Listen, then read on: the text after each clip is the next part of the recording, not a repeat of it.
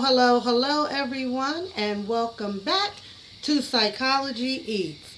So, what's eating you? Well, today in my office, I have Tip and Tiny. I almost called them Tip and Ti. Tip and Tiny. They are here today I'm going to discuss them because they are trending all over social media because they are involved in we'll say, a sexual allegations case against them.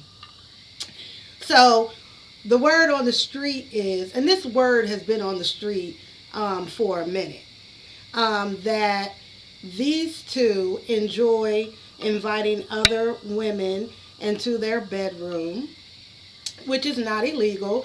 As long as everyone is consenting adults, you can do pretty much whatever you want in your bedroom.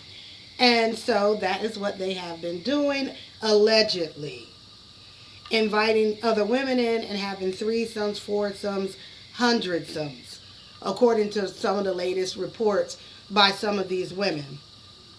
So, who are these women? The women are allegedly strippers and prostitutes who work in local local strip bars. Specifically, they're talking about in Atlanta, I think Magic City, and then in California, a, a certain strip bar that they go to in California, allegedly. So these women are invited back to wherever they have these, what is being described as sex parties, and they engage in sexual acts. So far, that's not anything that is illegal or will be considered um, a psychological problem unless there are some obsessions about the sex and some other sexual deviant behavior, which we are now finding out that there could have been allegedly some sexual deviant behavior. The first thing is, according to the women, they were told that they needed to do drugs before they were permitted into the bedroom. And they talk about doing ecstasy. So, ecstasy is a drug that makes you have no inhibitions. Like you'll do whatever when you're on ecstasy. And so, according to the women, these women are saying that they took it willingly. It wasn't a force.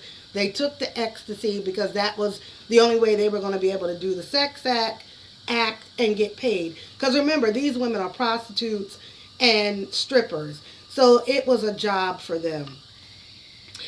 Um, about a year ago, some of this stuff started to come out in the media, and one of the strippers who was in charge of getting other strippers, she came on her live and was complaining that she couldn't find any women to go back to see Tip and Tiny, allegedly.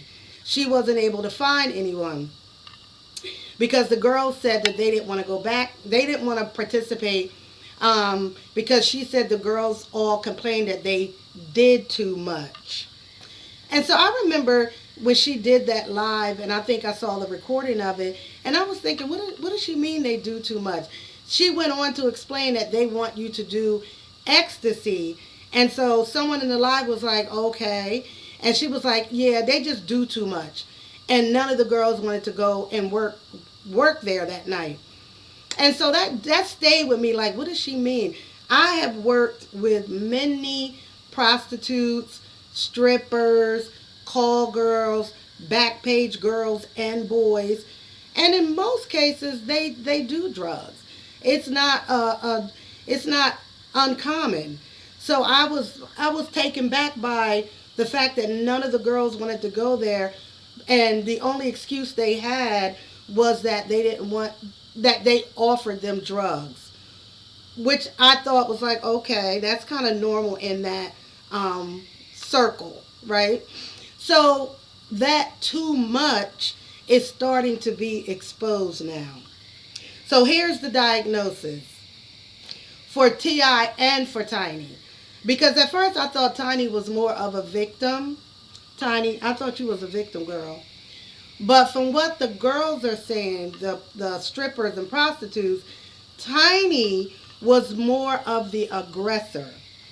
So I have decided that they both are, diagnosis would be a variance of being a sexual deviant.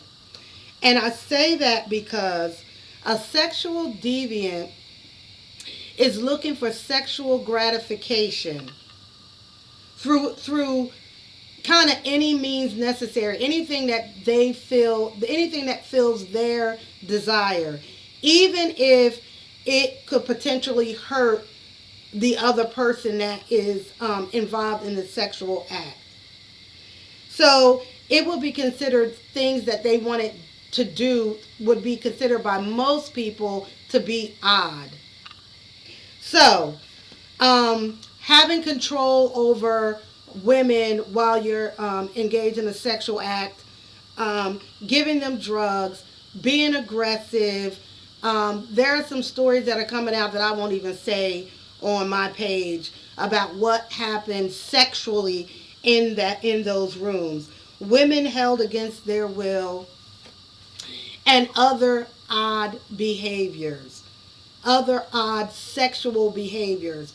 You can go somewhere else to somebody else's page and kind of hear that. It's getting, the more these women are talking about what they went through, and some of them are even saying like, I was negatively affected by this. I'm traumatized. And this is coming from a prostitute. This is coming from a stripper who works in the sex industry, and because of their experiences with these two, allegedly, they are traumatized. So you can only imagine, use your imagination to decide what was going on in that bedroom. I'm going to also diagnose them with drug abuse. That, according to the girls, that these two engaged in cocaine, ecstasy, weed, alcohol.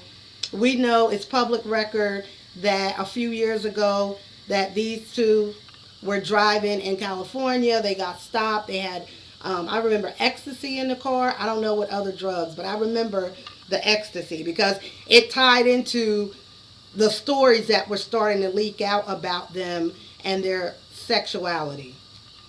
So, what do I think should happen? I would like to send Tiny and Tip to rehab.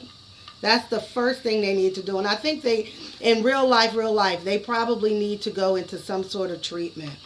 They need to go in treatment to discuss and talk about their sexual deviance. First of all, they need to be separated. They need to go to separate treatment facilities, and they need to stay for at least 6 months each. They need to deal with drug abuse if that is happening, and they need to deal with their sexual deviant thoughts and behaviors. And I think they need to be separated because I'm not sure if Tiny was already sexually deviant or did she become that way to please her husband. And so that's some things that she's going to need to work out.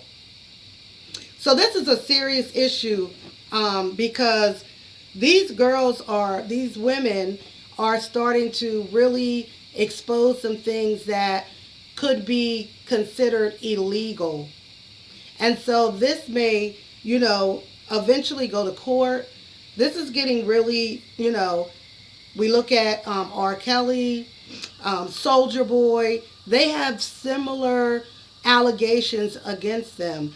And a threesome is not illegal, but when you start adding in other components, then it becomes illegal and it becomes a psychological disorder that I would classify as some sort of sexual deviance. So that's it. That's all I got on this subject.